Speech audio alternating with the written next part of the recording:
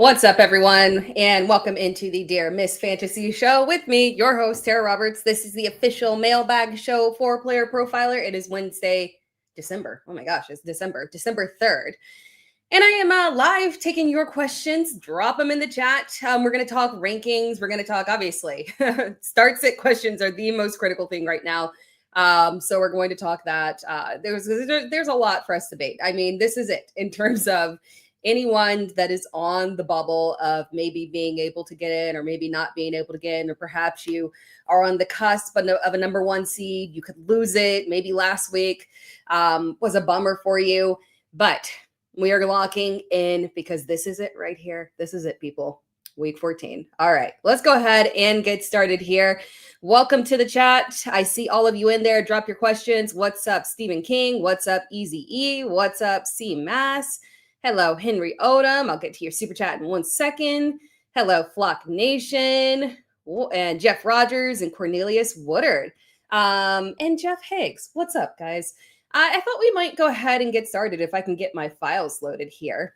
Go ahead right off the bat and do some rankings. I got a new computer, and then I had a cable disappear suspiciously for me to be able to utilize my new computer. So I'm back to my regular computer here, which is fine. It's fine. It's okay. I mean, it's not as good as the new one, but we'll live. Let's go ahead and pull up some rankings here. Yay! And as always, I have to remember to take down my banner for a second so you guys can see the full rankings here. We are starting off at quarterback. Pretty basic at the top. But, the top honestly has more debates than you would think, especially when I get start-sit questions, because I've already done one live show on the Fantasy Pros Instagram yesterday. And quarterback start-sits are getting a little bit more, they're getting a little suspicious this week because, as you guys can see, we are super thin at quarterback.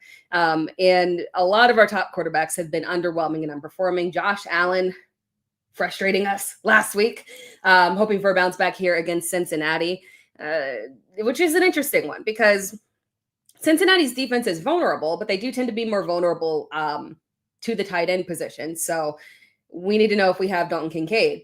And that will obviously affect our trust level with Josh Allen there. After that, Dak Prescott, who's apparently just matchup proof at this point, wheeling and dealing. I mean, we talked about the fact that, when you're throwing to CeeDee Lamb and George Pickens, it's like super easy to play quarterback. I feel like I could get out there and throw to them. I'm certain that I could.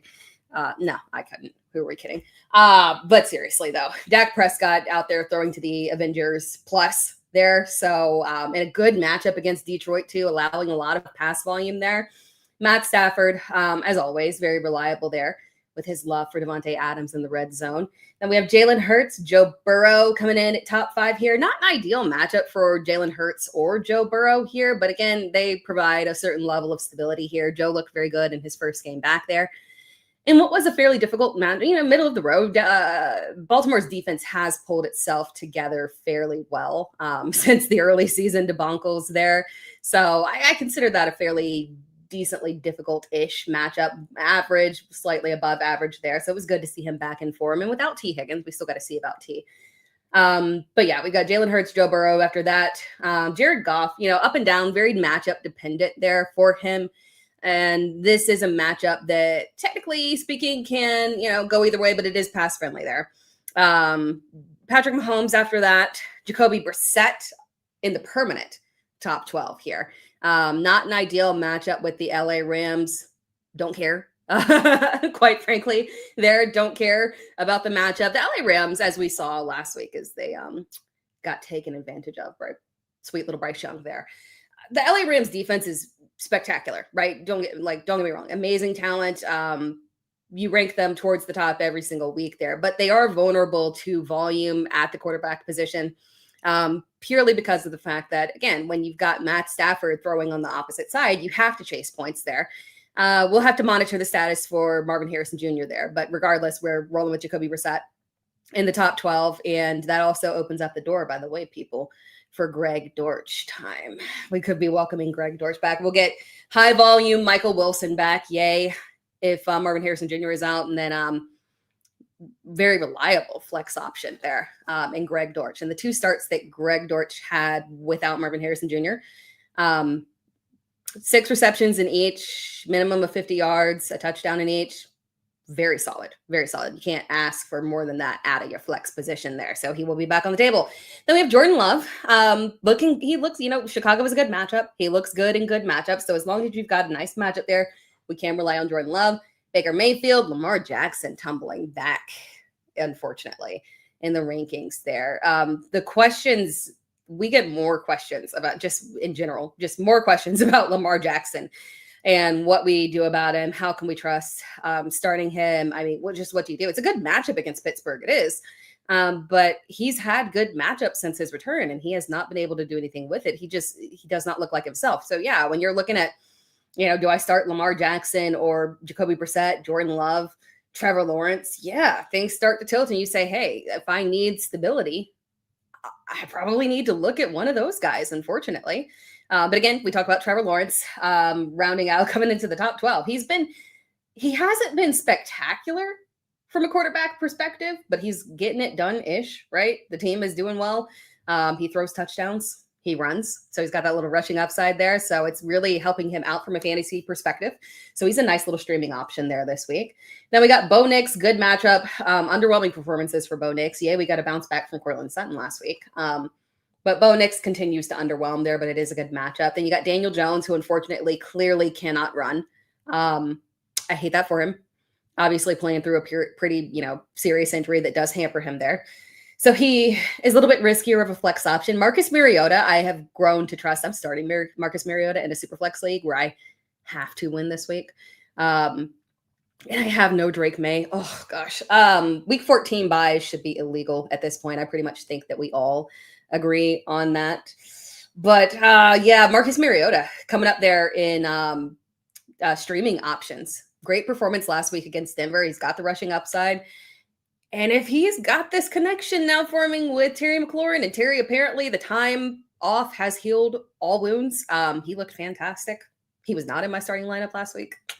It would have made a difference on this particular team where I'm starting Marcus Mariota. So I will have the Marcus Mariota, Terry McLaurin stack on a team this week that needs to get into the playoffs. That'll be fun. And a good matchup against Minnesota, though. Then we've got Sam Darnold off of the dud revenge game last week. They took advantage of him. They knew him well. Then Caleb Williams, Tyrod Taylor, excellent streaming option. Tua, another streaming option this week. Jets defense has struggled, quite frankly. Then you get into the shaky area of Tyler Shuck in a good matchup. CJ Stroud in a terrible matchup. That's why he's further back there. Justin Herbert, obviously, the hand issue is the reason that he is back there. And also, he has struggled, unfortunately, with the offensive line injuries. I didn't want to be right about that one because I roster him, in a couple of places. But unfortunately, the offensive line situation there just makes it really difficult for him. Terrible matchup against Philadelphia. Defense has been a little bit inconsistent, but I suspect that defensive line will just create an immense amount of havoc, unfortunately, for Justin Herbert if he does play. And that's a Monday night game, so we might not have confirmation on Sunday. And we've also got Thursday night quarterbacks as well. So let's say you've got a Jared Goff and you're sitting here between Jared Goff and Justin Herbert. Play your Jared Goff. That's not even a question right there. You got to, more than likely, you're going to need to start someone other than Justin Herbert this week. Then Aaron Rodgers, also dealing with a hand injury. And then Shedeur Sanders coming into the top 24 there with Deshaun Watson being designated to return from IR. The Browns are a mess. Off the cup here, because, it's my podcast. I can do what I want. The conspiracy theorist in me believes that they are activating him as retaliation to Dylan Gabriel's fiance being a wee bit inappropriate, in her words, on social media. I am certain that is not a fantastic thing. Okay, let's jump here into, but again, here's the quarterback rankings. We'll go through everything, and then also we will, let's see, and we'll also go through the questions here. And I see some, my super chats aren't working very well. That's so weird. I can see them, but they're not highlighted. That's strange. All right, that's okay. We'll get going there. Henry Odom, thank you for the super chat. so much there. Thoughts on Evans and how comfortable we should feel over Justin Jefferson, JMO, Marvin Harrison Jr. rest of the season. And should I get Strange? I have Bowers, but his schedule is brutal. Ugh. I think that it's not the worst thing in the world to roster Strange as a backup option. On a week-to-week basis, I am still probably going to roll out Brock Bowers. Vegas is awful. Geno is awful. And there's nothing they can do about that, unfortunately. Logic would say that you have to continue to push aggressive volume to Brock Bowers because that is the only realistic path forward there for you. And the schedule is not friendly, but from a tight end perspective, it'll do. I mean, he can do well against Denver. Philadelphia is a bad matchup for tight ends. Houston, he can do well-ish against them. And the Giants are ironically not a good matchup for tight ends, but I think that probably has less to do about them being strong against tight ends and more to do about the fact that other positions, wide receivers and running backs just kind of roll all over them. And then, week 18, Kansas City, we don't care about that. But it's a brutal schedule. But just to be safe, it would be a good idea to go ahead and roster him. They're getting close in rankings. Obviously, I'll bring up the tight end rankings here in a second, but spoiler alert, Brenton Strange is my tight end 5 of the week. And Fantasy Pros consensus has him as tight end 6. So most people are very much so in on trusting him here. So it's worth a stash, but we're still going to start. I would still tell you to start Bowers there on a week-to-week basis. But thoughts on Evan and how comfortable we should feel over Justin Jefferson, JMO, Marvin Harrison Jr. rest of season. So 100% over Justin Jefferson. I'm going to drop a video that talks about Addison and Jefferson tomorrow on my YouTube channel. It's interesting. If we get McCarthy back this week, matchup is not that terrible. At least, targets have been going to Justin Jefferson, but still at the end of the day, there's no ceiling there. It's just a terrible floor play on a week-to-week basis there. And it looks like we're getting McCarthy back. Thank goodness. I don't think we can go through another week of Brosmer. That was painful to watch. Shocking, disturbingly painful there. But Mike Evans, I would absolutely prefer to roster him over Jefferson rest of season there. It's going to be crowded, unfortunately, right? Because Godwin came back looking solid last week in his second start since returning from injury.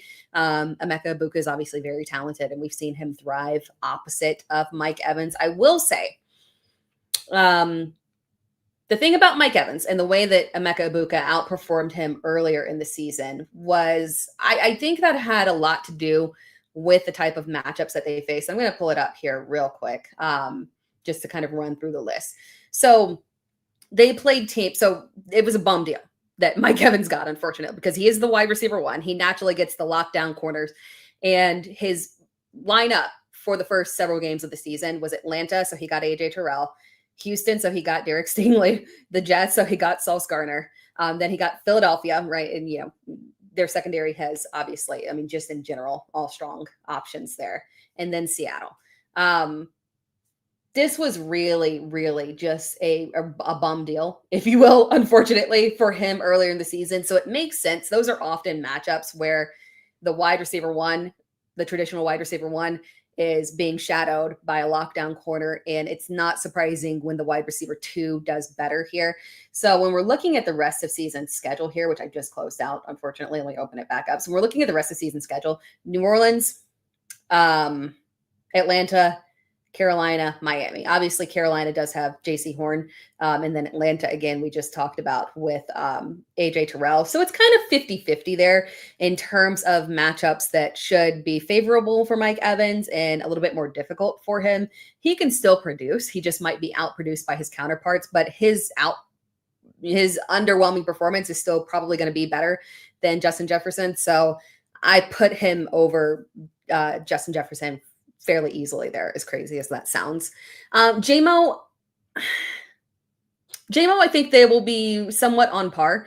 Obviously, Sam Laporta being out has been a big boost for JMO, although the thing that we do know is that his floor is occasionally extremely low for no rhyme or reason.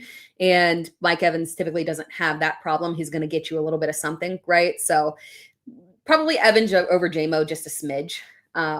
We still need to figure out if we're getting Amon-Ra St. Brown this week, but we're talking rest of season here, right? Because we don't expect to get Evans back this week. And then between Marvin Harrison Jr., it is close, but I think I lean Marvin Harrison Jr. over Evans for the fact that Jacoby Brissett is dealing volume there. So from that perspective, I would just rather go with the pure volume play there with Marvin Harrison Jr. The only issue I think is that there is with Marvin Harrison Jr., who I don't think I have in my rankings this week. No, I don't have him in my rankings this week because I'm not ranking him based off injury. There's only one real issue for Marvin Harrison Jr., and that would be in week 15 there. But there is the caveat, right, of whether or not he is able to play. So if we come around to Friday and Marvin Harrison Jr. Has not practiced at all, then I would probably tilt towards Mike Evans just because we've got Marvin Harrison Jr. on a team that is not playing for anything. So from that perspective, if it's a serious-ish injury, a multi-week injury, we might not see him for rest of season, but we need a little bit more information on that. Thank you for the super chat. That was a fun one. I like that. Let's see here. Super chat from Shorty. Can't decide if I should roster Sean Tucker as can't decide if I should roster Sean Tucker as Bucky Irving's owner, as the Bucky Irving owner, or if the cost is too high of dropping either Bashal Tootin, Trey Benson, or Hubbard. Oh, yeah, that one is rough. Bucky looked fine in the first game back. I would lean towards rostering one of the other guys, quite frankly. I mean, it is good, right, to have your handcuff there. And we do know that he is, theoretically the better handcuff compared to Rachaad White. But the only issue is that it's still a split backfield, so does remain very matchup dependent there. If Bucky Irving were to go down, it would still be a split backfield between Tucker and Rachaad White. So yeah, I think I would lean towards you just shooting for the upside and going with Hubbard or Tootin. I lean towards Hubbard. Yeah, I lean towards Hubbard. I would not have said that several weeks ago, but to Carolina's credit, they did say hot hand, right? And technically speaking, Rico Dowdle's hand has gotten cold. Chuba looked good. So yeah, and they have affinity. They've got a contract. Now, granted, they can get out of the contract. It's not a major issue. But when you look at it, technically speaking, Chuba is theoretic, unless they turn around and draft a running back in the draft or something like that. But Jonathan Brooks probably not going to be the future there, unfortunately, with the serious injuries that he's gone through. So their investment there is in Chuba. So I'm not shocked that they're using the hot hand and willing to tilt back towards him.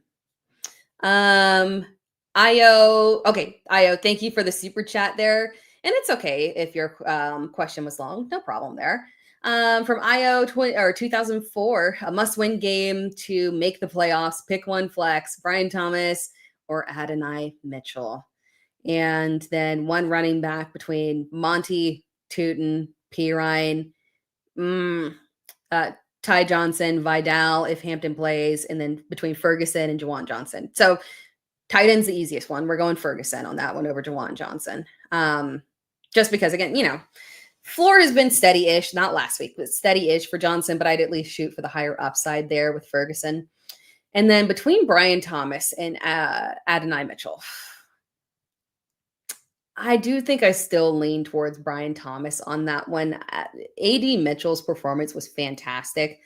But on that one, I am mildly convinced that it is was very matchup related there. So I hesitate just a bit because that performance was amazing, but the previous two performances, he was terrible and John Mechie was fantastic. So yay, the target share is definitely between the two of them, but I don't know if we can ultimately trust that level of volume there. But it's tough because obviously Brian Thomas Jr. is just incredibly frustrating, right? But it does not look like we're getting Parker Washington this week, so at least that narrows things down a little bit. Brian Thomas Jr. has to step up. I do think Jacoby Myers is the safer play over Brian Thomas Jr., but I can still flex him over A.D. Mitchell there. And then with Monty, Tootin, Pirine, Ty Johnson, and Vidal if Hampton plays. The Vidal if Hampton plays is low-key tempting just because of Harbaugh coming out and saying, speaking very positively of him. But I would still lean towards Monty on that one. It seems like they realize they're not utilizing Monty a ton and they need to get a little bit more intentional with him. Jump into the chat here, guys, as well. Malcolm says BTJ bust of the year. Yeah, sadly on that one. I'm shocked, to be honest. It wasn't as if well, thank goodness, I somehow, I'm not entirely sure because I wasn't fading Brian Thomas Jr. by any means, but I didn't draft Brian Thomas Jr. at all in any of my leagues. I'm trying to think. I think there must have been someone else right next to him that I liked a lot. Maybe it was I'm in JSN or somebody. Interesting. I'm gonna have to think about that. Now I want to go back and look at my drafts and see why I did not draft Brian Thomas Jr. because he looked fantastic. Theoretically, there should have been no, Travis Hunter um, and he was not a threat for the majority of the season, right? So none of us were thinking he was going to be a threat. We knew it was going to be a, 50-50 split defense and going playing back and forth and whatnot. So it's very, very interesting. The talent that he showed at the end of, especially at the end of last season, is crazy. And I can't blame it on Trevor Lawrence. We can make all the jokes about wishing that Mac Jones was back with Brian Thomas Jr. all we want. But at the end of the day, Trevor is throwing to everybody else, and everybody else is performing. Jacoby Myers is performing. Parker Washington is performing. De'Ami Brown had some performances. But unfortunately, Brian Thomas Jr. is just, I don't know, man. Oh, sad, sad, sad. Question from Alan DeBlitz, full PPR, 2 running backs. Ooh, need 2 running backs. Marks, Hunt, Jordan Mason, and then 1 wide receiver, 1 flex, Brian Thomas Jr., DJ, Franklin, Lockett, or Strange. I assume that DJ is DJ Moore on that one. Let's do the running backs first because that's kind of straightforward there. Woody Marks has been entirely underwhelming, but it looks a little. Aaron Jones was limited, so that throws a wrench in things. If we were not getting Aaron Jones, it'd be like, okay, we're rolling Jordan Mason for sure. So we do have to play that with a caveat, unfortunately. Thursday night games are Detroit and Dallas. So, okay, you're good to go on that. You don't have to make any early injury decisions on that one. So very straightforward. If Aaron Jones is out, you're playing Aaron Jones and Kareem Hunt. I would play Kareem Hunt over Woody Marks at this point because at least Kareem Hunt can get us touchdowns. And then unfortunately, you are stuck with Woody Marks and Kareem Hunt if Aaron Jones does play there. Wide receiver and flex there between BTJ. Let me scroll down and see if I commented. I don't know if you commented if that was DJ Moore or not. No, I can't tell. Could DJ be anything other than DJ Moore? Could DJ be anything other? No, it's gotta be DJ Moore. DJ Moore, BTJ, Franklin, Lockett, or Strange. It's interesting. Obviously, Strange has been more productive than a couple of those guys there. I would go with DJ Moore. Super high ceiling, right? Super low floor there, but at least he has a ceiling of some sort. And then Franklin's last week was disappointing there, but I think I might run it back with him and go with DJ Moore and Franklin. So at least you get that nice potential ceiling play. I don't love the matchup, but the matchup actually with Green Bay might be more of an issue for Rome Odunze and a better option for a better opportunity there for DJ Moore, I'm thinking. So I don't mind that at all. So DJ Moore and then Troy Franklin on that one. Yeah. Comments in the chat saying out on Brian Thomas Jr. Yeah, Strange is a good option. Strange has had, we'll pull the tight end rankings here in a second, but Strange has had 2 top 5 performances in a row in half PPR. He's very, very solid. I don't think we're getting Parker Washington, so I think we'll continue to get solid production out of Strange. Just very reliable there. We did that one from Shorty there, didn't we? Yeah, we did. And then Superflex from 6'6", Pace Setter. Thank you so much for the super chat. Jeez, fantasy football, Tara. Thinking Superflex. Super chat there. Need 2 wide receivers and a flex. Sutton, Olave, ETN, McConkey, Waddle. Oh, this is fun. So Olave for sure. We love Olave. Let's see. Where's Olave? I know I'll pull up the rankings in a second here for wide receivers, but Olave is my wide receiver 11 this week. Good matchup against Tampa Bay. And then it's a tough one in terms of between Sutton and McConkey and Waddle. In a perfect world, I would feel good about McConkey, but unfortunately, I don't want to wait to figure out who's at quarterback there. So for you, I would just go ahead and play. I would go ahead and play Waddle there. And good matchup. And Tua actually did really good in this matchup beforehand against the New York Jets here. So Olave and Waddle as your wide receivers. And then I would go with Travis Etienne and flex. Last week was something special. I don't know why coaches do that. Travis Etienne had been on a fantastic run, extremely reliable, like a no-brainer. We're playing him. You don't even get him in start-sit questions, right? And then we get the dud from him last week where all of a sudden they decide to go back to Bashal Tutin when absolutely no one started Bashal Tutin. So that was peculiar. But I think we should get a bounce back there from Travis Etienne. So we'll go with Travis Etienne on that one. Another super chat here from... Oh, yeah, I got that one there. Thank you so much. And then another super chat here from Shorty 0010. How do you feel about rolling with the Saints defense for the entire playoffs instead of rostering two and playing weekly matchups? I'm not mad at that, to be honest. That is definitely one of the ones where I would feel super comfortable. And, I say this about the defense, Saints defense. I don't ever talk about the Saints defense as a start. But when I talk about people matching up with the Saints defense and they do underwhelming performances, I always say we got to remember the Saints defense is not bad. Obviously, they're not Kellen Moore is an offensive-minded head coach. But defensively, they have a lot of talent and a lot of young talent there. And they've always been well coached in general. So I'm not surprised that they're pulling together. And they did invest, obviously they did invest in some good defensive pieces there as well. So yeah, Saints defense is one that is very interesting rest of season here. Obviously not this week. We're foregoing this week, Tampa Bay, but after that, wheels up for sure. So I don't mind rostering them rest of season because they've been putting it, and not only have they been, limiting people decently there, they've been putting up numbers, right? Carolina, they already played them back in week 10, got 12 points. They played Atlanta, got 11 points. Miami, only 6 points, but I mean, that was pretty decent considering the duds that we had. That was actually a pretty decent performance there. So yeah, that's not a bad one to go with here. Good question. But then let's go back to the chat here, answer a couple, and we're also going to do, we'll also do a little ad break here in a second, or sponsor break here in a second. I'm not supposed to say ad.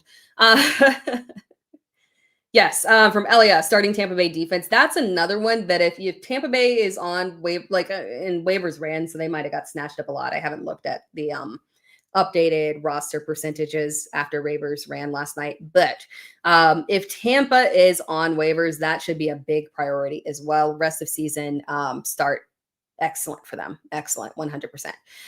From Burkham, Diggs or Higgins rest of season? I kind of lead towards Jaden Higgins rest of season. It's funny and it's weird to say that. Stephon Diggs is not a bad option rest of season. He's not. He hasn't dropped back that massively, right? Now, at the end of the day, obviously, great quarterback situation. But this is 2 weeks in a row now that we have seen the return of Kayshon Boutte clearly affects Stephon Diggs. And we're seeing him revert back to the usage that he had earlier in the season where he was very underwhelming, unfortunately. So, yeah, Higgins has been solid. I don't love a lot of the matchups on the schedule there, unfortunately, but it is possible that some of those more difficult defensive matchups, like Kansas City, it's possible that they focus on shadowing and shutting down Nico Collins, and perhaps that opens up some opportunities there for Jaden Higgins. So maybe not a bad situation for him, but yeah, it's kind of crazy. But I would rather at least lean towards the stability of Jaden Higgins. He's had between, I think, 9 and 15 fantasy points over the last 6 games, with the exception of the matchup with Denver, which is understandable there. Been very reliable there. Let's actually real quick here. We're going to hear a word from our sponsors and I'll be right back, guys. I will be right back after this. Oh, working out so important for your health, for your sex life, for everything, just everything in general. I perform better across the board, podcasting, you name it. The last thing I need to be thinking about is, creating a new workout routine. That's why we have FitBod. It prevents you from plateauing. It's so customizable in that I have one super strong shoulder and one kind of weak shoulder. And yet the FitBod app helps me customize my workouts to improve the strength and the endurance. I go in, my physical therapist is like, I can't believe you're doing this many. And I'm like, I know. Can you believe this? And he's like, yeah, this is crazy. So level up your workouts. They have over 1,000 demonstration videos. And join FitBod today to get your personalized workout plan. which includes 25% off, or try the app for free for 7 days. Go to fitbod.me/player, fitbod.me/player, FITBOD/player for 25% off or 7 days free.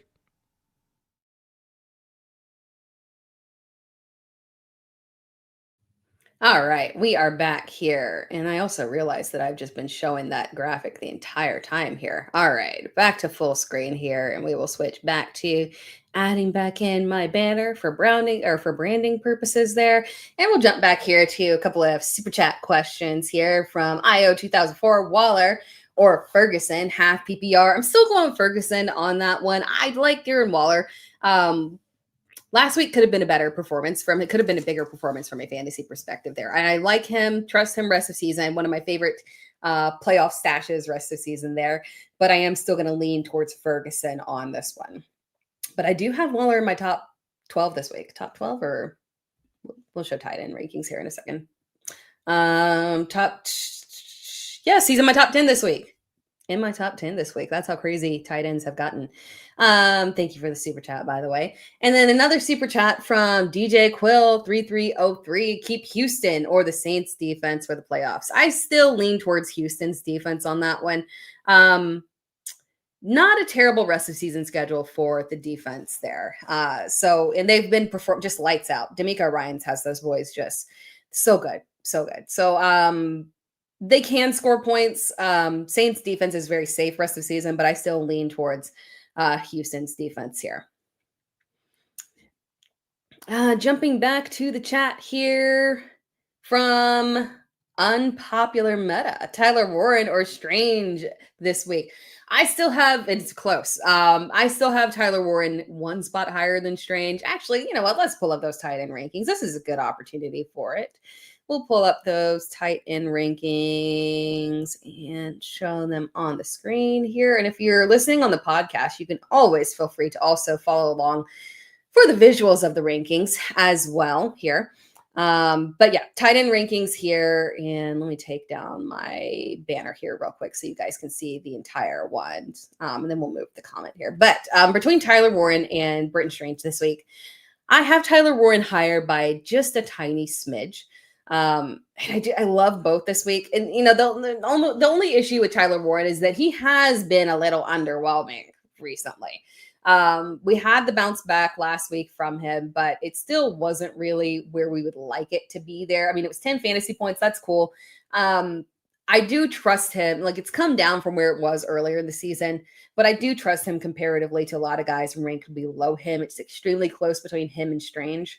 I could make the argument for Strange, but I lean towards, especially given the matchup against Jacksonville there, I do lean towards Tyler Warren.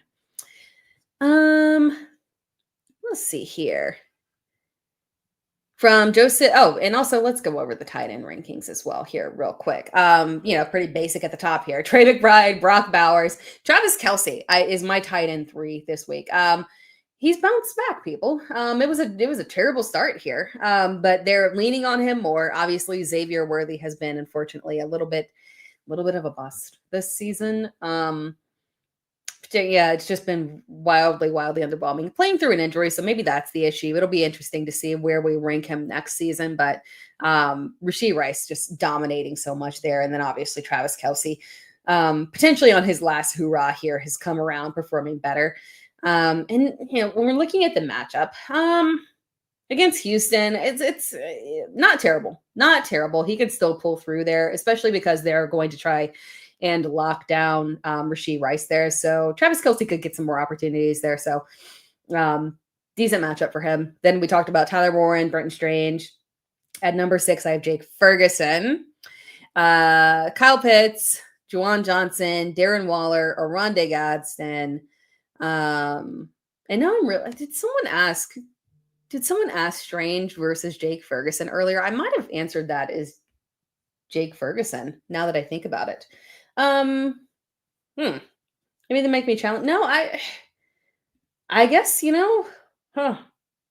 yeah, it's close. But I'm sorry. In my mind, I thought I had Jake Ferguson ranked higher, but I don't.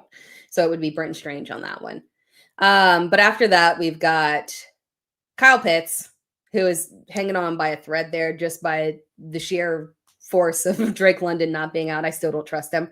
But then Jawan Johnson, Darren Waller, Aronde Gadsden falling back in the rankings. Mark Andrews with the new contract. Mark Andrews, newly paid Mark Andrews. Thank you, Hakavelli. I said Ferguson earlier. Yeah, flip it to Brenton Strange there. I thought I had Ferguson one spot higher. Yeah, newly paid Mark Andrews. I guess Isaiah Likely hitting the market. That'll be a fun one there. Please, Isaiah Likely, exit and find yourself a nice home where you can be a tight end one, because I was holding on to you in Dynasty and I would like to be able to utilize you in some way, shape, or form. So that'd be a fun one. That at least makes, free agency maybe a little spicy there. And then after that, you guys can't see it, but my number 12 there is Harold Fannin Jr., then Zach Ertz, Colston Loveland, Dalton Kincaid. I'm putting Dalton Kincaid in there in hopes that he's going to play. If he is played and cleared in full on Friday with no issue, I would move him up to tight end 10, right above Aronde Gadsden. But I need them to confirm that he is 100% good to go. It's a great matchup. The only thing that I'm terrified of is that last time Dalton Kincaid came back from an injury, he played a very limited snap count and was wildly unproductive. So I'm just a little bit traumatized from that one. So I want them to confirm that he is A-okay there. So I'm a little bit worried, but it's such a good matchup there. Ugh, hate that. Yeah, if he were healthy, if he were cleared, is 100% healthy, I would put him absolutely above Kyle Pitts. I'd feel pretty safe putting him above Kyle Pitts. I might still roll with Jake Ferguson and Brenton Strange, and yeah, Dalton Kincaid at tight end 7 is probably the highest I could go there. In ideal world, he gets cleared and there's no issue in a matchup where, Cincinnati has just been continuously very, very kind to opposing tight ends there. But yeah, looking at Dalton Kincaid, the last time it was the game against Carolina. So he got hurt in week 6, did not play against Atlanta in week 6, had a bye week, came back from the bye week, was questionable, did end up playing, played a very limited snap count, and literally had one reception against Carolina. So yeah, I need them to confirm that they will actually have, because Sean McDermott is not trustworthy from a consistent usage standpoint. That is my only issue there. Yeah. So after Dalton Kincaid at number 15, we've got Dallas Goedert, who's just been underwhelming. I hate to move him back in the rankings, but he's been so underwhelming. Dalton Schultz had a nice run, obviously, earlier in the season with CJ Stroud. I'm thinking the emergence of Jaden Higgins is kind of throwing a wrench into the volume that he was seeing earlier there. After that, I can't see what the next name is. After that, it is Isaiah Likely, Evan Ingram, Mason Taylor, AJ Barner, Cade Otton, TJ Hawkinson, Mike Gesicki at number 24. It's just the ugly crew. Yeah, we were so blessed earlier with tight ends, and it's just become just a nasty little mess there, unfortunately. Jumping back to the chat here from Joseph David. Okay, full PPR, flex, pick one, Strange, Tucker, Tesla, Luther Burden, or Dontavian Wicks. Easy one is if Amon-Ra St. Brown is out, we're playing Isaac Tesla. And we'll know here really soon. Amon-Ra is questionable. We'll know tomorrow if he plays or not. If he's out, if he's out and Dan Campbell designed, or, Dan Campbell and the offensive coordinator, whatever. But I'll say Dan Campbell. If Dan Campbell, knowing Dan Campbell and how he is, if he is able to do his entire game plan around the fact that Amon-Ra St. Brown is out, I know that he is going to more heavily involve Isaac Tesla. We know that Tesla is so talented. Like if he was on any other team, like let's say, well, we got to also put him with a quarterback. I was going to say, let's put him on the Raiders, but then, you would have the issue of Geno Smith. If he was on, what's a team? Pittsburgh. That's a good one. If he was on Pittsburgh, I have the utmost confidence that even Aaron Rodgers would trust Isaac Tesla, as picky as he is. Like, Tesla is just very good. I just wish he went to another team where he wasn't stuck 3 deep behind Sam Laporta, Amon-Ra St. Brown, and Jamison Williams. It's just a bum deal, unfortunately. So Amon-Ra being potentially out there would make this a really easy choice for you to go with Isaac Tesla. I trust it. Trust it for sure. I know the volume last week was underwhelming, but again, we're talking about a full week to game plan. Tesla should theoretically be the wide receiver 2 there. And if not, honestly, I would just go ahead and go with Brenton Strange. Again, he's been very solid. You can get 10 fantasy points. Not a major issue there. Trey Tucker obviously has to deal with Geno Smith, Luther Burden. Interesting matchup, right? Because again, when we're looking at this, I just anticipate a bad game from Rome Odunze in terms of Green Bay's secondary locking him down in particular, and maybe that opens things up for everybody else. But at the end of the day, there's just too many mouths to feed, and I do think that they're going to lean heavily on the run too. So decent day, decent top 20 performances probably coming in for DeAndre Swift and Kyle Monangai there. And then Dontavian Wicks. I do not know if we have. Let's see. Let's check and see if we've got any information on Jaden Reed. Jaden Reed, where you at, buddy? Jaden Reed knows. Jaden Reed, limited again. Okay. So he is limited again. But I feel like my gut was telling me that he was held out of the Thanksgiving game so that they could give him extra time, right? And a full week to prepare to return there. So if Jaden Reed is back, I worry about Dontavian Wicks. So I would just go with Brenton Strange there. So Tesla if Amon-Ra's out, and then Brenton Strange would be your backup plan there. Let's see here. We got some super chats here. From Hakavelli, thank you so much. Says, thanks, Sarah. You rock. Always solid takes and great insights. We appreciate you. Thank you. And I appreciate you guys tuning in. I wouldn't be here if you guys didn't exist. So thank you. Thank you for always tuning in here and supporting me. I appreciate that. From Aravaji, 2 running back, 1 wide receiver. Two RB, 1. Yeah. 2 running backs, 1 wide receiver, 1 flex. Jalen Warren, ETN. Ooh, good question. Jalen Warren, ETN, RJ Harvey, Kyle Monangai, Amarian Hampton, Wilson. Michael Wilson, probably. Terry McLaurin and Devontae Smith there. So 2 running backs. This is a fun one. I lean toward, this is our, okay, so we have not done running back rankings. This is the perfect time to pull up running back rankings. As I realize I've just been sitting here with the tight end rankings the whole time as we've been talking, but let's pull up the running back rankings because this is a fun one here. Running back rankings. All right. This is critical. And I'm going to go off to the side and read from the side here because as again, guys, I can't see anything. All right.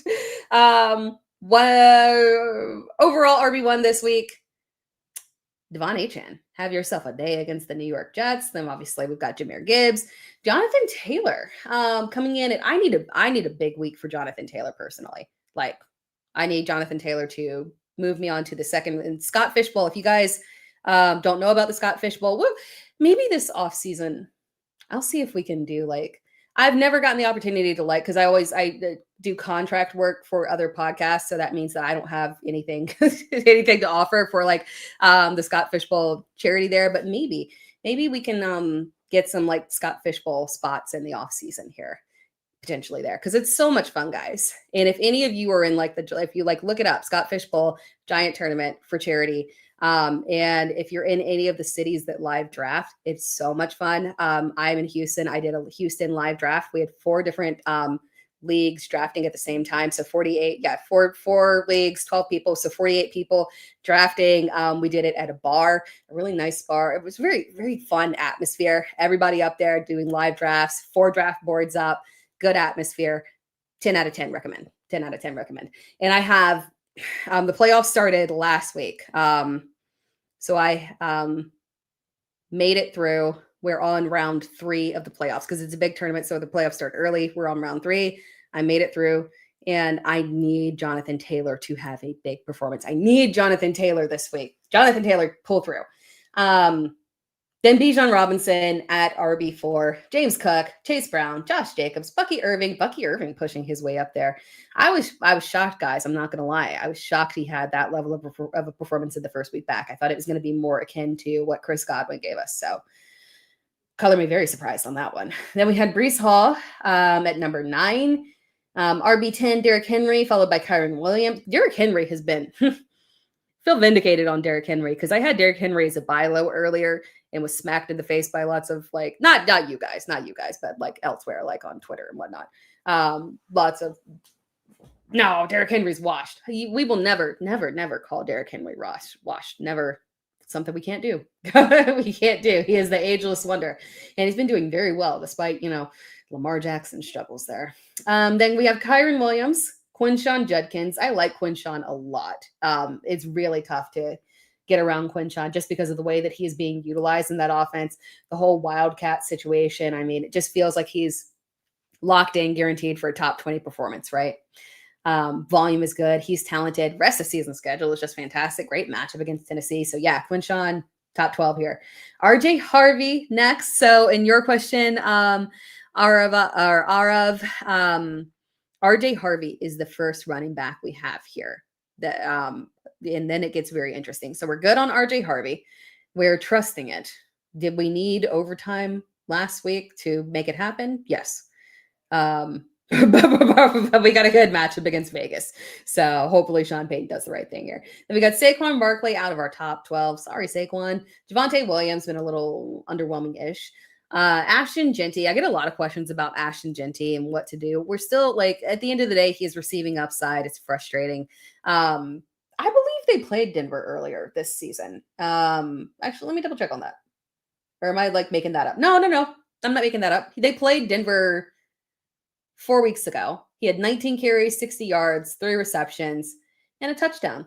Finishes RB14. So yeah, Denver's not a good matchup, but he performed well against them earlier. And it makes sense that they leaned into the run because you're going to trust Geno throwing against Denver? No. So yeah, Ashton Jeanty, Travis Etienne, and then Kyle Monangai. That's the thing. And then Amarian Hampton, Zonovan Knight, Jalen Warren, Kenneth Walker at RB23, and then Woody Marks. And this obviously would adjust if Amarian Hampton were cleared by Friday and we're told he's going to have a full workload, and there is not going to be the contribution of 1A, 1B with Kamani Vidal. I am mildly concerned about that. And matchup is not ideal. But again, depending on what they tell us on Friday about Amarian Hampton, I could move him up a little bit, but 20 is reasonable right now. Other guys that would move, obviously Jordan Mason, if Aaron Jones was out, would move up in this as well. But other than that, that's pretty much locked in top 24 there. So it is very close between Travis Etienne and Kyle Monangai, and Jalen Warren falling a little bit further back as well. But the one that I would trust for a bounce back here is Travis Etienne. So we're going with RJ Harvey and Travis Etienne in that one. And then Amarian Hampton is the wild card. But again, you got to get clarification in terms of on Friday. We don't want to be messing around with any limitations or anything. You've got so many good running backs there. You might not want to risk it unless we get the 100% A-OK on him. And then your one wide receiver and one flex there. And this one is, again, it's going to be injury dependent here. But for the most part, assuming that Marvin Harrison Jr. is out, your wide receiver is going to be Terry McLaurin, and your flex is going to be Michael Wilson there. If Marvin Harrison Jr. did end up playing, we would go with Terry and Devontae Smith there. But yeah, very straightforward. You got a little injury stuff to deal with, but for the most part, really good options there for you, for sure. So thank you for the super chat. And then super chat from Shorty. Is it crazy to consider playing Dart in the playoffs over May, since the Patriots like to go run heavy when they lead by so much? I don't think it's crazy, especially when, the only problem that we have with Jackson Dart is whether or not he stays on the field, but it's technically worth it to risk it with him. Because if he goes out, hey, he's going out, and it is what it is. But you're rostering both of them, obviously, through the remainder of the season, just in case, right? Because we can't trust his health at this point because of the way that he runs again. I don't know if it is super crazy. On a week-to-week basis, they're both going to be top 12 more than likely here because this rest of season for the Giants is very favorable here. We don't have any major issues here. So they'll be close. I still lean towards May just because, again, I'm going to lean better team, pure talent there. But they can and will lean aggressively on the run. So it does throw a little wrench in there. So you're not crazy. I do still lean towards Drake May, but you're not crazy because Jackson Dart is going to have easy QB1 upside rest of season there. Easy. Moving on to, let's go back to the chat here. You know what? I'm going to remember to remove. And so we can go back full screen here, guys. Perfect. All right. Jumping back to questions here. And then I'm sure at some point we'll pull up. You know what? Actually, you know what? Let's go ahead and pull up the wide receiver rankings here because we're nearing the end-ish of the show. We've done tight ends. We've done quarterbacks. We've done running backs. We have not done the wide receivers here. So wide receivers here. Jackson Smith and Jigba. I never thought I would see the day when Jackson Smith and Jigba ruined us from a fantasy. I was shocked. I was stunned. I was in tears. No, I was not. Well, you know what? It felt, the tears were inside. They were inside. I didn't let them come out of my face. I put on a brave face there, but that one hurt, man. JSN had just been so fantastic. So to have him put on that level of performance was crazy. Then we get Jamar Chase. We get Jamar Chase after that. CeeDee Lamb. Sorry, I laugh every time I see Jamar Chase now. After Spitgate. CeeDee Lamb, Rashee Rice, George, and CeeDee Lamb is there because and this is squabbling, right? But in an ideal world, I would have Rashee higher, but again, Rashee's ranking is affected by the matchup there with Houston. Then we got George Pickens, Devontae Adams. I have ranked Devontae Adams over Puka Nacua. I'm doing it, people. You know what? Matt Stafford loves him. It is what it is. Puka is fantastic, but when they get in the red zone, he's begging for a touchdown, and Matt Stafford and Devontae Adams refuse to let him play. So Devontae Adams over Puka Nacua. I'm squabbling over literally one spot, though. Jamison Williams, again, I am ranking him as if Amon-Ra is not going to play. Obviously, if Amon-Ra played, he would come down. But he would still be a top 20 receiver easy. Honestly, top 15. Top 15 is where he would still be. I would play him.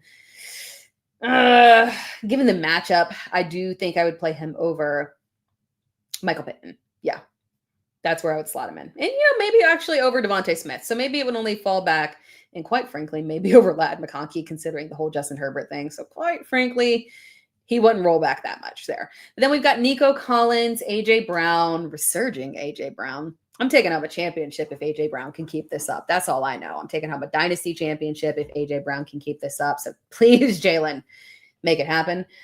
Chris Olave after that, our boy. Good matchup. Really doing well there with Tyler Shuck at quarterback, surprisingly. Jalen Waddle after that, good matchup. Ladd, Devontae, Michael Pittman, Justin Jefferson. And that's being generous, guys. That wide receiver 16 ranking, that's a seniority ranking. That's a ranking of love.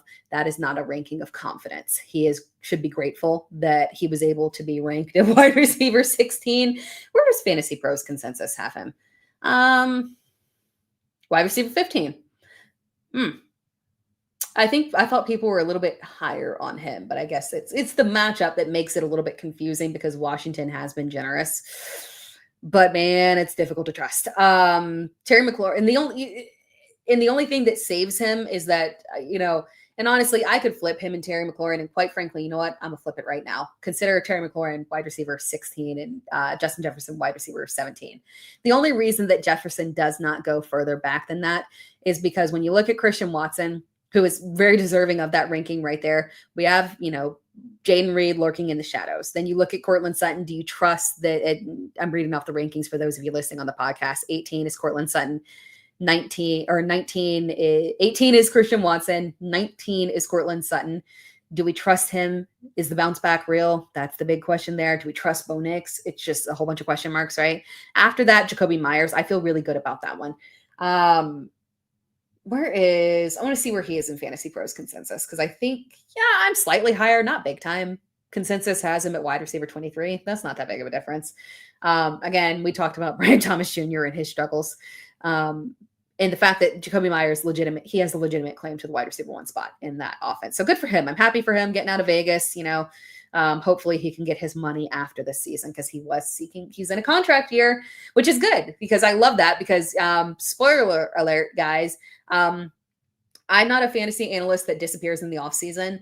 I love free agency. I love the NFL draft. I love rookies. I love the Senior Bowl. I love the combine. So you guys will have plenty of videos in the offseason, and free agency is my jam. I love it with a passion, because predicting landing spots is super fun. And then analyzing the changes to the offenses with changing positions is also super fun. So Jacoby Myers on the market after this. And this is good for him. This is because he took a bum deal. New England did him wrong. Ironically, New England, and I remember this specifically because it was such a bum deal. New England let him walk and essentially gave the same money that Jacoby Myers signed for in Vegas to Juju Smith-Schuster. It was flat out one of the dumbest things I've ever seen. But hey, I guess it worked out for the Patriots, because they failed so badly. They ended up with Drake May. So who are they to complain about that? Unfortunately, that means that, Jacoby Myers got stuck in Vegas in a, pretty nasty situation there. But he's obviously, now he's got the opportunity, showcasing that all he needs is a semi-competent quarterback. Trevor Lawrence is not, despite my, Claire Clemson allegiance here, he's still not the quarterback of the money that he was paid. But it proves that, Jacoby Myers, all you need is a decent quarterback and he can get it done. And this is honestly the most decent quarterback that he's been able to play with, quite frankly. That's crazy. Oh yeah, that is, oof. Did he, I don't know who he got to play with when like he was a rookie. I can't remember that, but might have been Mac Jones. But yeah, this was, he has not played with any fantastic quarterbacks at this point in his career. So him showcasing this with Trevor Lawrence is really a blessing for him. So hopefully he gets his nice, decent contract and gets paid here in free agency, because he should be one of the more interesting names on the market. So yay for him. After that, we've got Emeka Egbuka. So again, this is why Justin Jefferson gets the preferential treatment there in terms of rankings, despite his production being so underwhelming, because once you get outside the top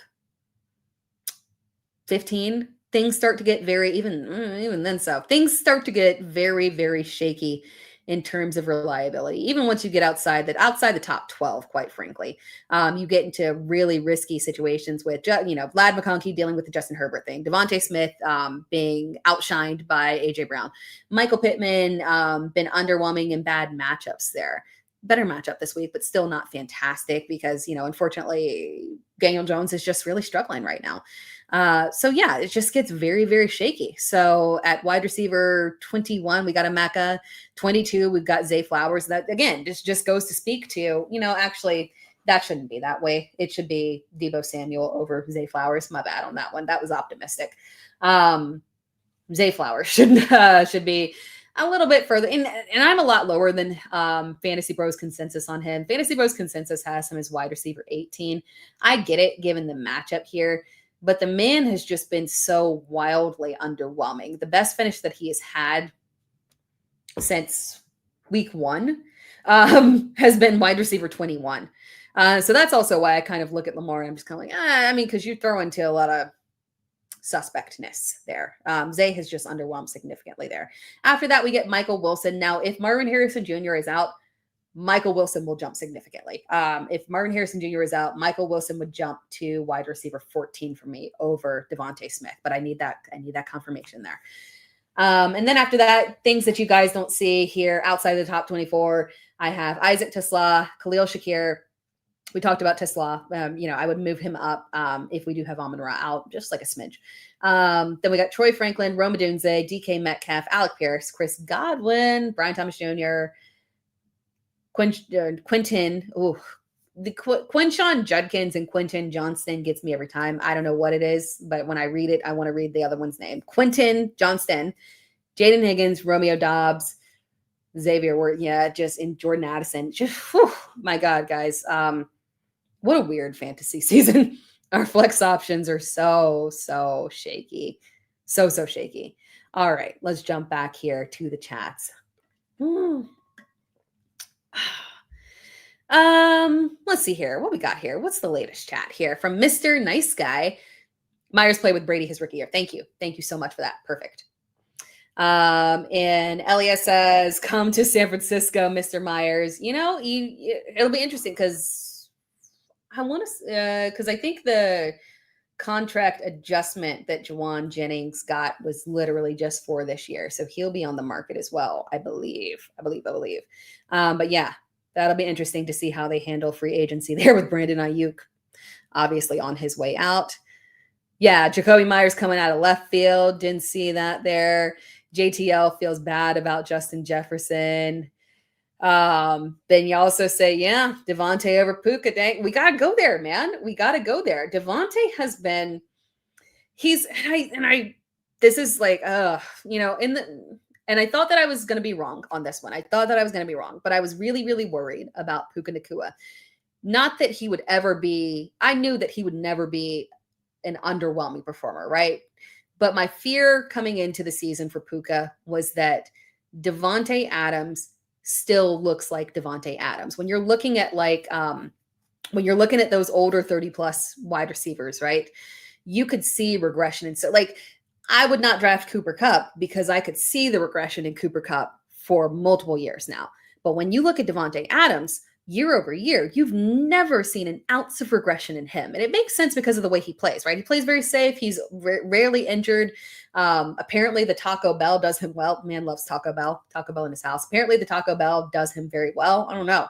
Ring an endorsement here for doing the body right, apparently, because he is ageless. He is the wide receiver version of Derrick Henry there. There's zero regression on that man. Fantastic. He's just been excellent. And the touchdowns, I mean, my God, to get a game without a touchdown for Devontae Adams at this point is crazy. So yeah, poor Puka Nacua can't get the touchdowns there with Devontae just being so selfish. Super chat from Easy E13. Who do you like rest of the season? Ooh, standard. Troy Franklin, Devon Vele, or Adonai Mitchell.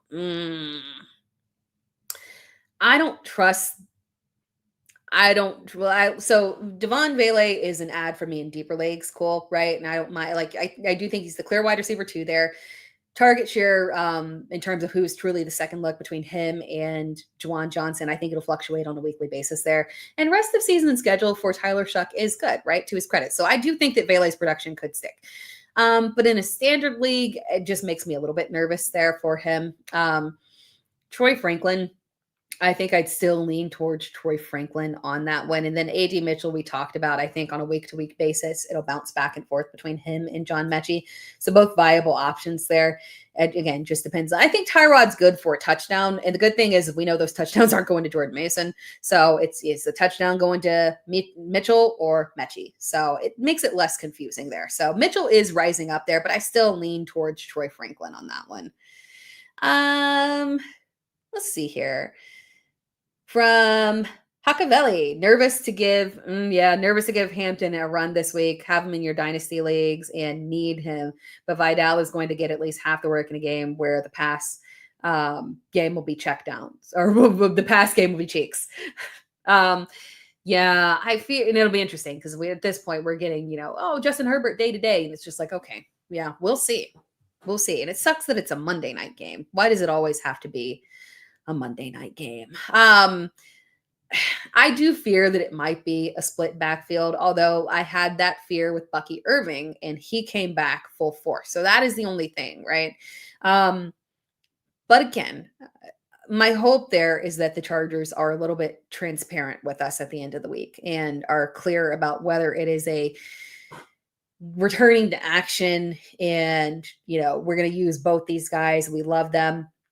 or if he is going to get the full run there. The only concern there, right, is that when we had earlier in the season, before Najee Harris got hurt, it was a committee, and it was a nasty committee. So I fully understand the hesitation there, especially with the fact, like when we were going over the running back rankings, like Hampton can jump if he's confirmed good to go there. But when we're going over the running back rankings, running back is not as destitute as wide receiver is right now once you get outside of that top 12, because you've got options. Now, granted, they can all have really down games, right? Which is natural, right? But on a, comparative basis there, if you're telling me, like, if you were to say, like, if we're looking at wide receivers to running backs, flex comparison, like direct to rec of guys outside the top 15 at both positions. And if I were comparing a Travis Etienne to a Justin Jefferson, I'm starting a Travis Etienne every single time. Right. So I don't think running back is not as destined. Like the fact that we have, but DeAndre Swift and Kyle Monangai, you can start them as like mid-tier, low-end RB2s. Like it's not that bad. Zonovan Knight will have, interesting burn if we get trade. We got to wait on that Trey Benson information as well. So Hampton won't go up that far because, again, we've got some pretty good options, in my opinion, at running back this week. But it is a concern. It is a legitimate concern there. I wish you well, though. I wish you well. It's always painful when you like hyper draft one player in your dynasty leagues and you're like, I really need this one to pull through for me. That was me with Kyler Murray before I realized quickly I needed to abandon ship. Like a couple years ago, I was like, let's get out. This is not going to end well. We'll do a few more questions here. From Gary Miles, sit BTJ even if Parker Washington is out. He's still a flex option. It's a low-end flex option, but just for the fact that if Parker Washington, it does look like Parker Washington is going to be out, but if Parker Washington is out, I feel okay with it. Now, if Parker Washington makes a miraculous turnaround and plays, then I have a problem. But if Parker Washington is out, BTJ is a low-end flex option, and I say low-end, right? Thank you, Easy A. Yes, I don't want to miss my shows, but it's okay. It's okay. We can always watch later. From Taz Beats, I have a couple of injuries and CMC on a bye. Wondering if flexing AD Mitchell or wondering if I have flex AD Mitchell or start Kyle Monangai and flex. I would lean towards Monangai. Mitchell's ceiling is obviously super high, but so is Monangai's. And I have, and not I have a feeling. I hate to say I have a feeling in terms of, but there's reason based behind it. Green Bay, and actually, was I going to make a video on this? This is in the video that I'm dropping tomorrow. Yes, this is in the video that I'm dropping tomorrow on Start Sits, talking about Kyle Monangai. And I do, spoiler alert, I do like him this week. Well, you guys saw in the rankings, he's top 20 back for me, so that's not a spoiler alert. Kyle Monangai has been fantastic over the past month and a half here. Since looking at half PPR since week 9. Now, week 9, DeAndre Swift was out. That was against Cincinnati. Kyle Monangai had 21 fantasy points and was RB3 on the week. But after that, DeAndre Swift came back to his full-time role. So, we would assume, okay, well, that would, put Kyle Monangai out of it. No. They're being very intentional. They like Kyle Monangai at the goal line. And I see Super Unknown saying, yep, he hurt his ankle a little bit. It was, now he's questionable, obviously, with, I think it was a non-participant in Wednesday practice.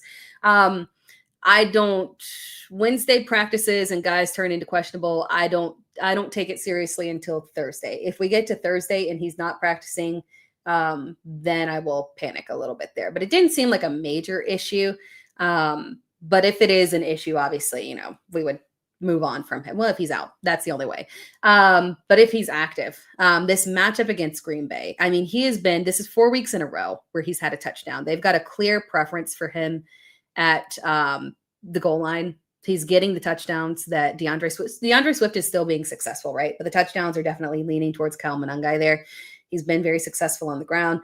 And that matchup against Philadelphia, both him and DeAndre Swift absolutely going off there. So I do like Kyle Monangai a lot. And I think that they are going to lean on the run in this matchup. Green Bay is really good across the board.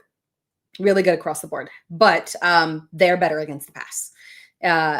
So if they're picking and choosing what they're going to do, are you going to have Caleb Williams try to, deal with that pass rush, Micah Parsons, and the Green Bay secondary that is drastically improved there? And they also scheme very well. So even if they're not the most talented secondary in the world, they do not have a shutdown corner, right? But they're coached very well there. So they do very well against receivers. But in terms of running backs don't go off against them, with the exception of Rico Dowdle. That was the only running back that really just went off in an insane way against them.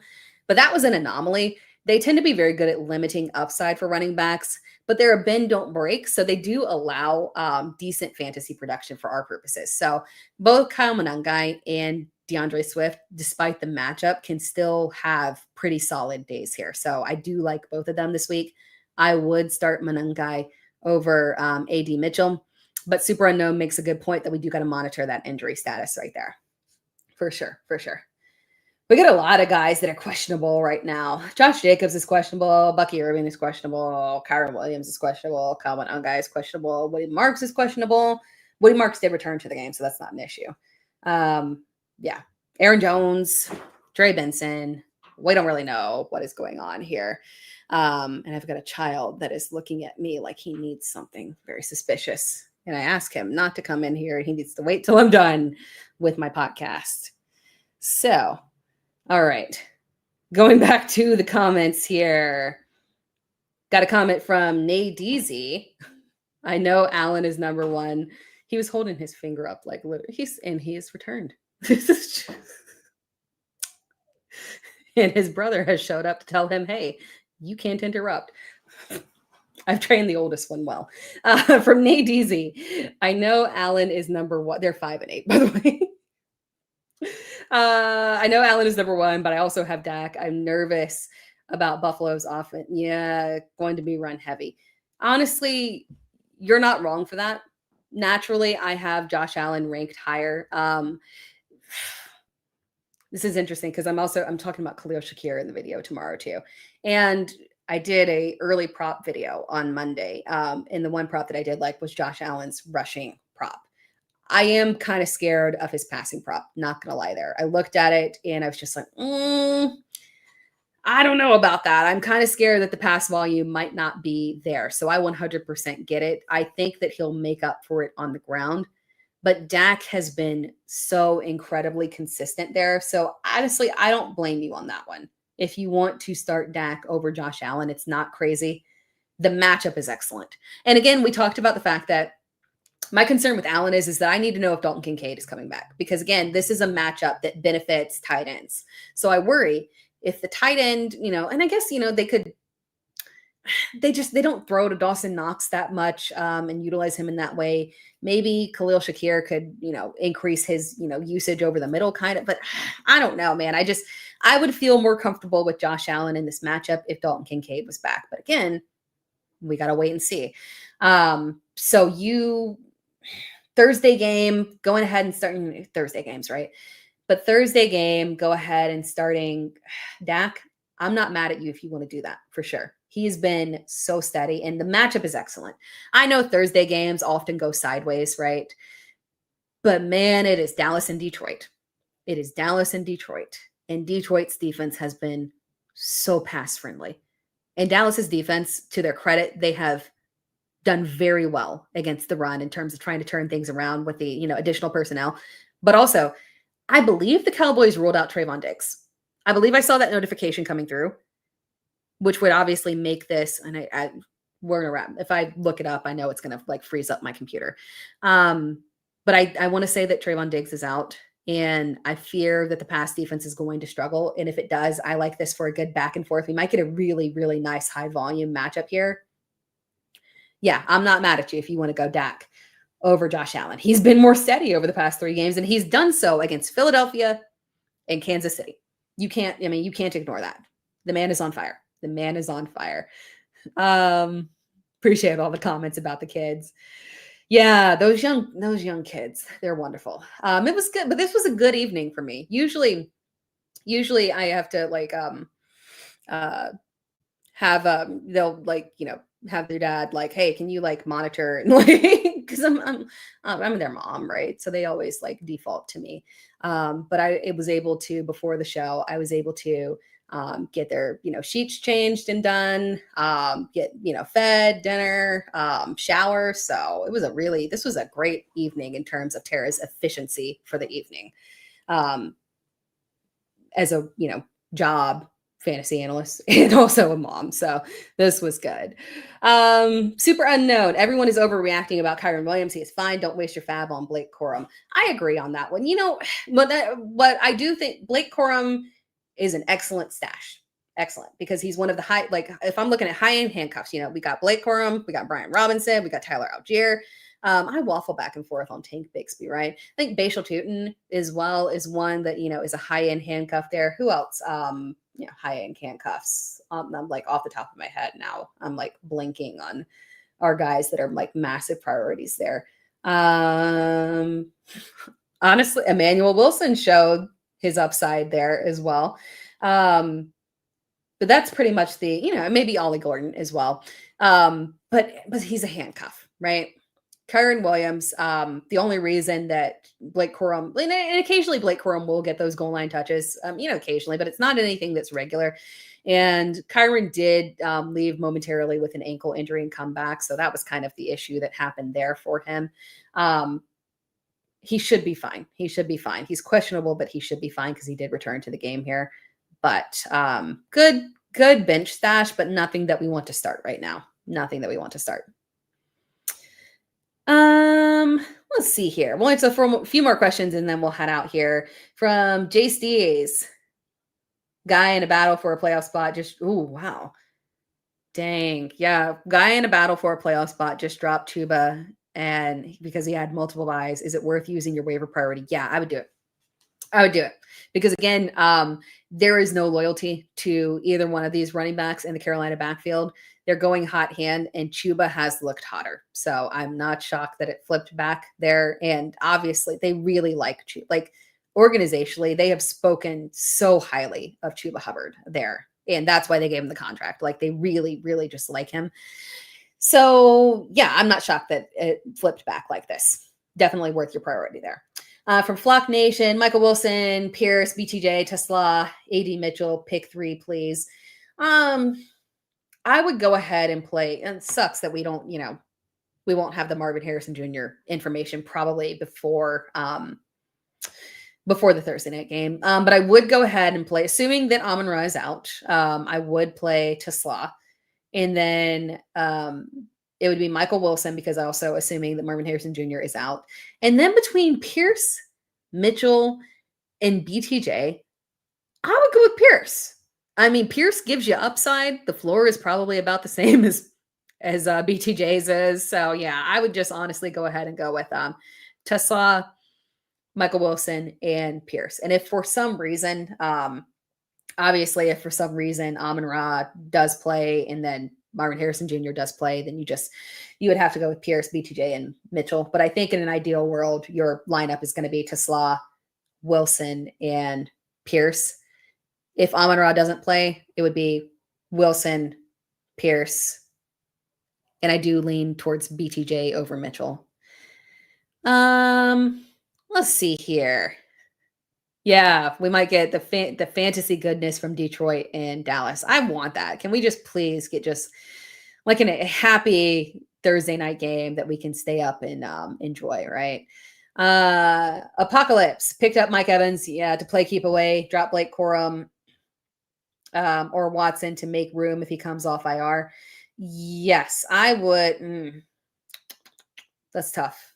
You might have to drop Corum because Watson's production could theoretically stick with, I assume that's Christian Watson. Watson's production could theoretically stick with Jaden Reed back. So we never know. Honestly, we truly don't.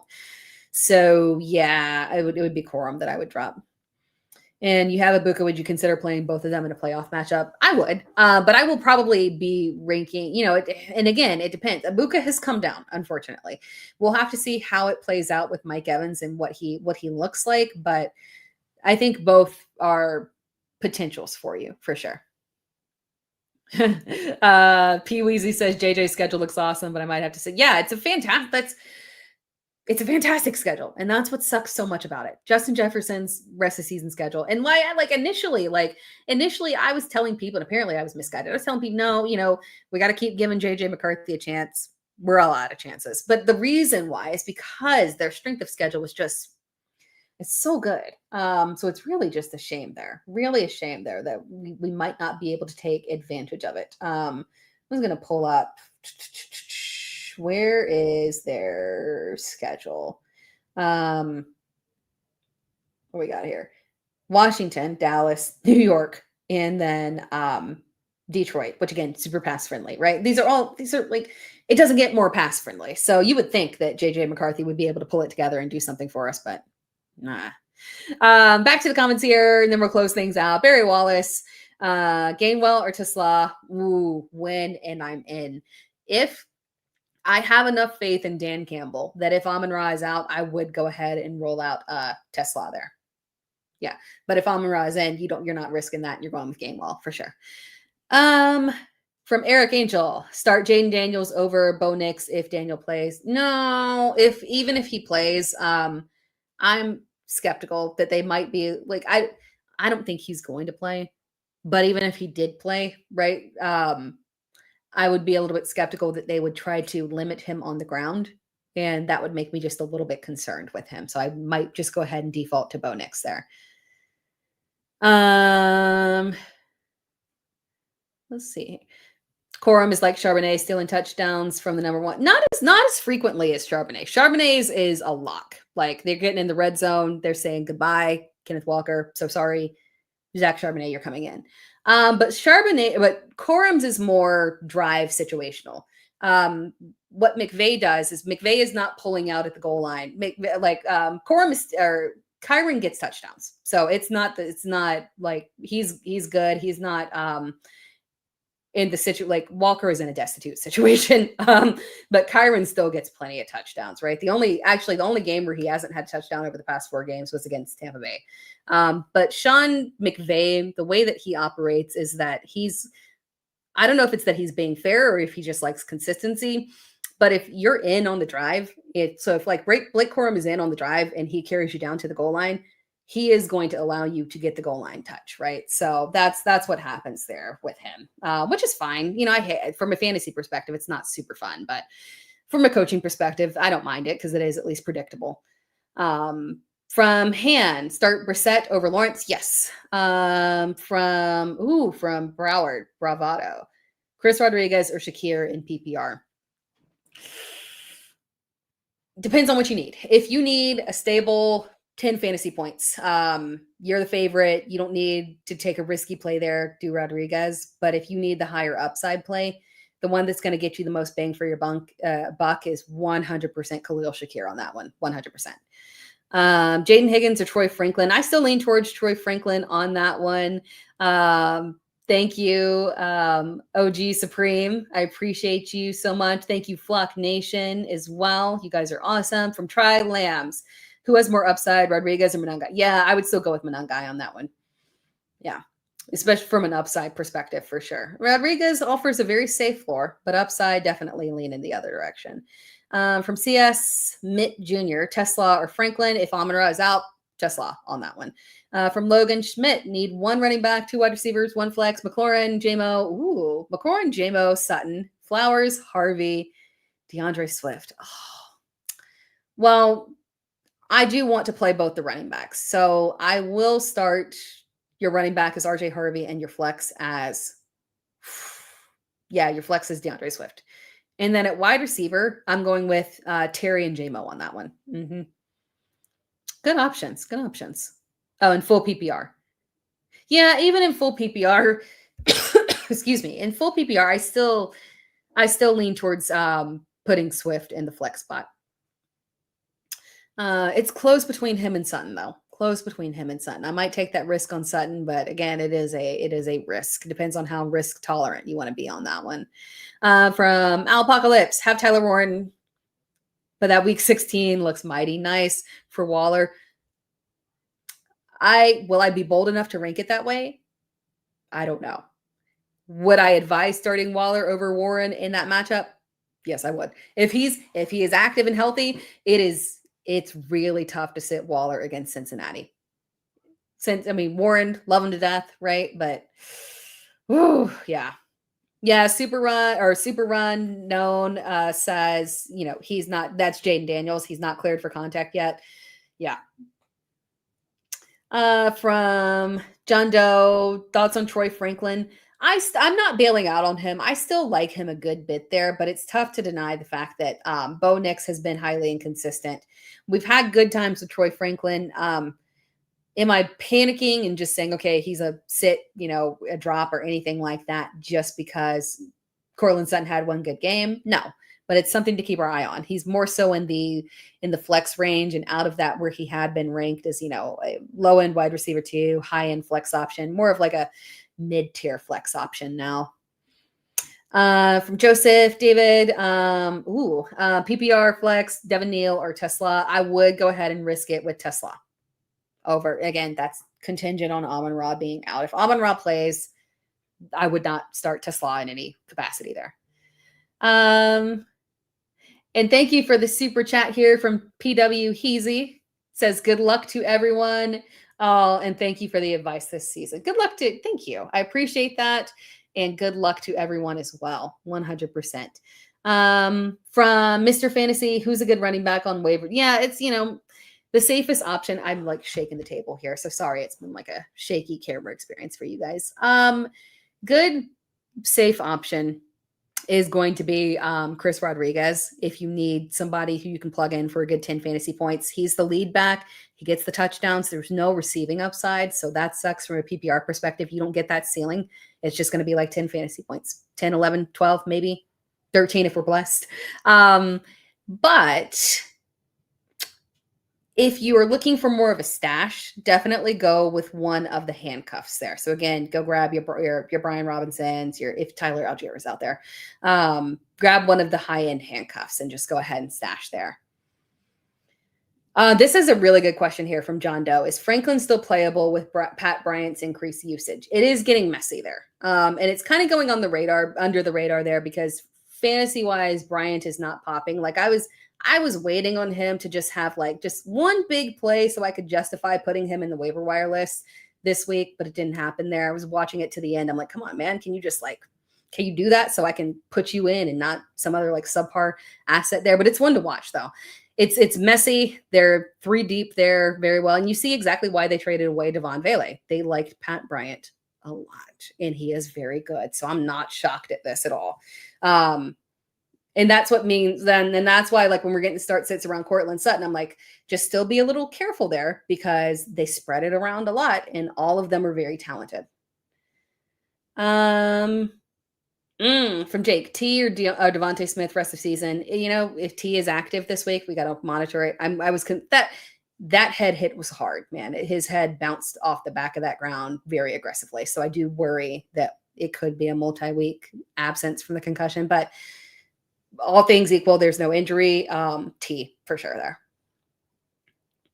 Oh, thank you, Barry Wallace. I really appreciate that. Thank you so much. And then from Roche, start McLaurin, Shakir, or Pittman Jr. I have Pittman ranked the highest there. But the gap between Pittman and Terry McLaurin is extremely small. The matchup against Jacksonville is just kind of their defense is pulling it together. They're very talented. There's a lot of talent on there, very well-rounded, no massive gaps anywhere. So they can play up. So that is slightly concerning regarding Pittman, but especially with the way that Daniel Jones is struggling with the injury there. But I have Pittman a tad bit higher than McLaurin, just tiny bit. Let's see here. We'll do a few more questions and then I got to close out here. Jake Kubert, Franklin or Pierce? Presidents, not wide receivers. Let's see. I believe I have, you know what? Let me actually not lie. Because I don't think either one of them was in the top 24. So I can't remember which one I have ranked higher. I have Franklin ranked higher. Again, it's a good matchup against Vegas. And aside from last week's performance, we have had, I mean, it's been, prior to that, against Kansas City, Franklin had 10 fantasy points. Last time he played Vegas, okay, there's a good comp for us. They played Vegas in week 10, and he had 13 fantasy points. So, I mean, Pierce, it's tough to sit Pierce, but he can be a little boom bust there. So I do lean towards Franklin on that one. And Flock Nation reminding to hit the like button. That does help me out. The likes do help, and the subscribes do help. I appreciate you all. Bad sport. Ferguson in the Dome or Waller. I still have Ferguson slightly higher. Waller is top 12 for me. I think top 10 this week, but I still have Ferguson slightly higher, just like a tiny, tiny bit. I do. Again, I've got high hopes for this game. I'm pumped. I know you guys are too. I'm like, this could be an epic Thursday night game. I'm counting on them to come through for us. Like, please give us something. Give us something epic here. Give us something. Give it something for the people. Fighting solves everything. Fighting solves everything. I like your username. That's hilarious. Jaden Higgins or Michael Wilson. Yeah, Michael Wilson on this one. I could, if Marvin Harrison Jr. plays, I could make the argument, especially given the matchup towards Jaden Higgins, but I don't think he's going to play. So yeah, Michael Wilson on that one. And thank you, Jake. Appreciate that. From Tri Lambs, do you trust Marvin Harrison Jr. and T-Mac for the playoff stretch? I do. Yeah. Now, Marvin Harrison Jr.'s is an injury, lack of trust again, just because of the fact that, again, and we should know, Arizona is not forthcoming. They have been, honestly, they're going on my list. Like Jonathan Gannon is going right above. He's going above a lot of coaches in terms of coaches that are on my list of people who I just straight up don't trust. He's riding up there. He's getting up there. Next thing you know, he'll be over Kyle Shanahan for me, 100%. And he might make his way up there next to Arthur Smith, quite frankly. But it's an injury issue. If he's healthy, I do trust Marvin Harrison Jr. rest of season on that one. But if not, if injury issue, then I've got some concerns there. But Jacoby Brissett's volume has been so strong that I do trust it. And then T-Mac, I do trust rest of season. I do. The touchdowns have been coming through. Love Bryce Young. From Broward, Franklin or Debo PPR championship game. So we're looking ahead to week 17 is what we're doing. Well, Debo on that one.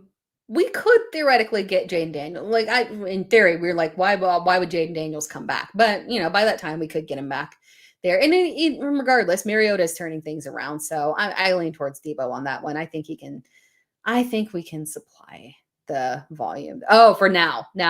Okay. This week I still have Debo higher. Don't hate the matchup against Minnesota. From Tyler Sperry, Strange or Gadsden if Jaden, and then if Jaden is cleared, Jaden or Herbert. Woof, that's a rough one. So for sure we're going Strange over Gadsden. I'm trusting it. I've got him ranked higher.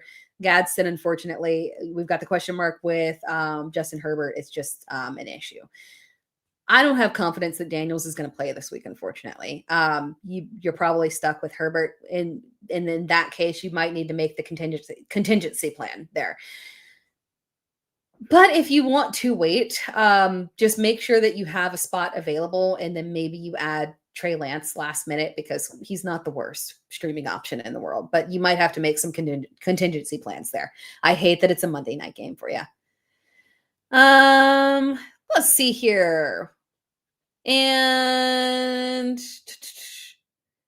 Rosh, should I wait and see if Kincaid plays this week or pick up Strange? Go ahead and pick up Strange. I would rather play Strange than Kincaid.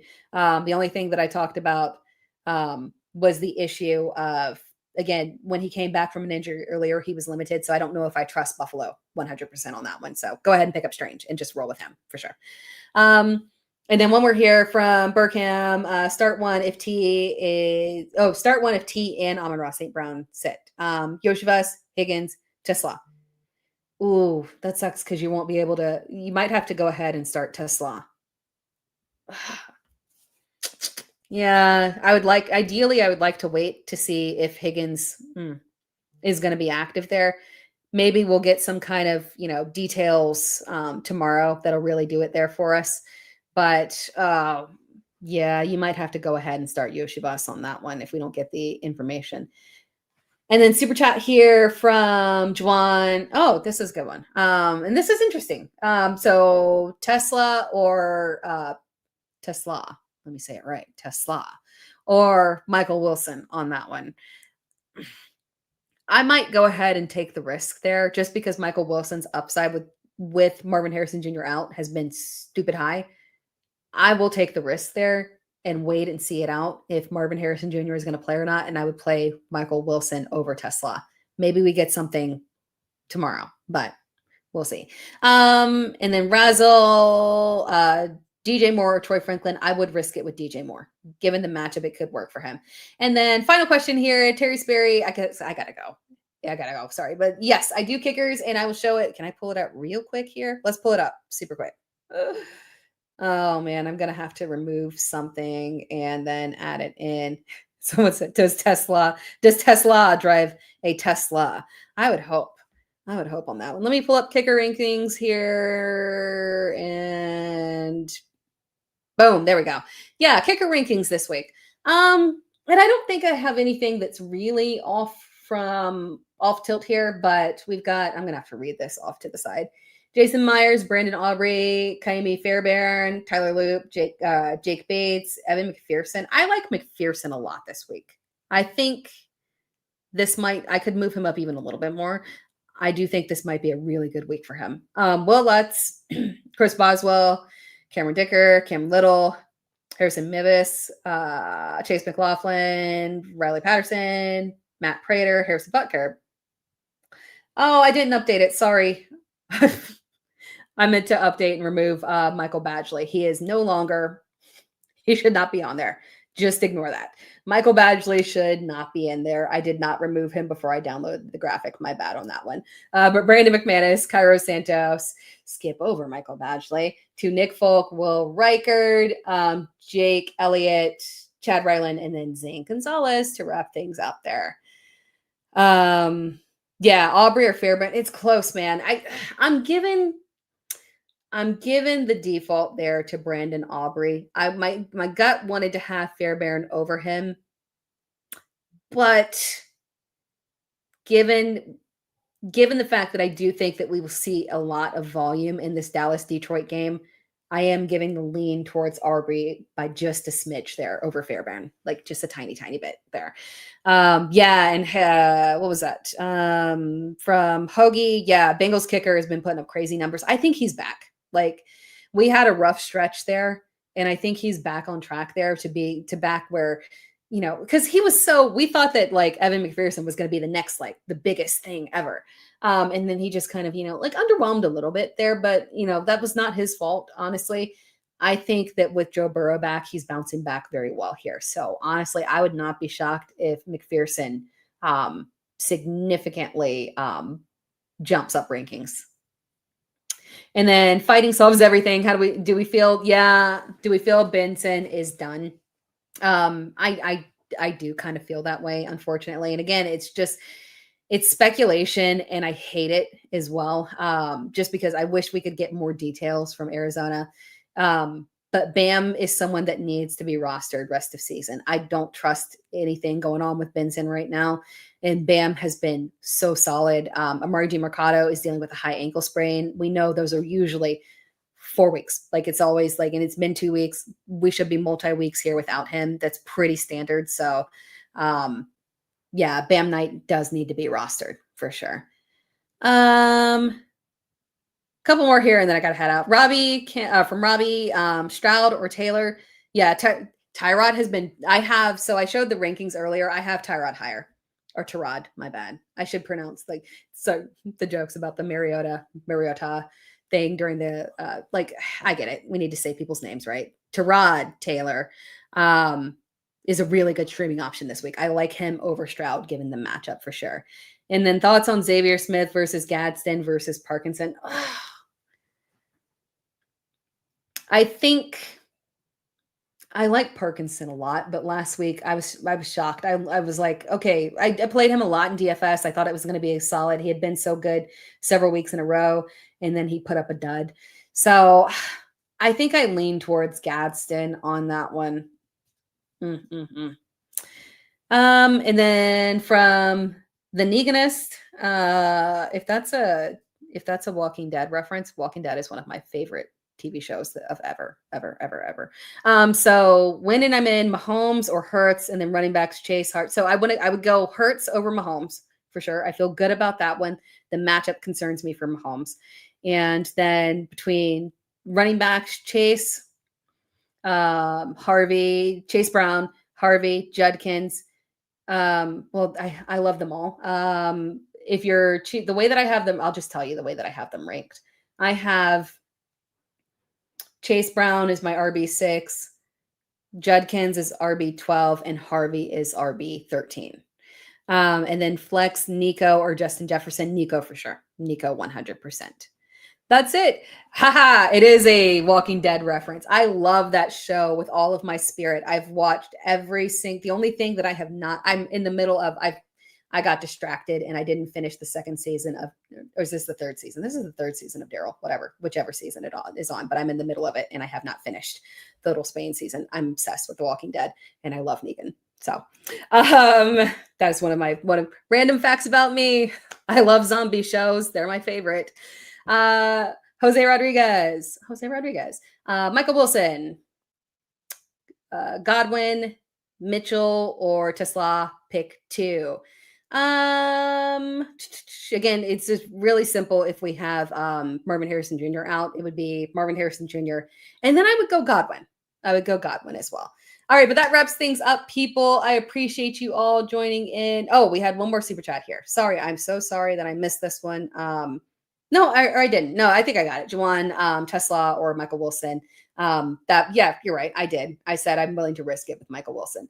But that wraps things up, people. I appreciate you all joining in. Chat was amazing. You guys are awesome, and I appreciate you supporting the show week after week. And I love seeing your faces every single week here. So I'm live every single Wednesday at 8 p.m. EST.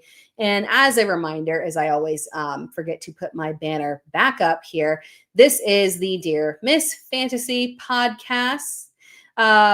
It's available on all podcast platforms. So if you would like to subscribe and support, that would be awesome.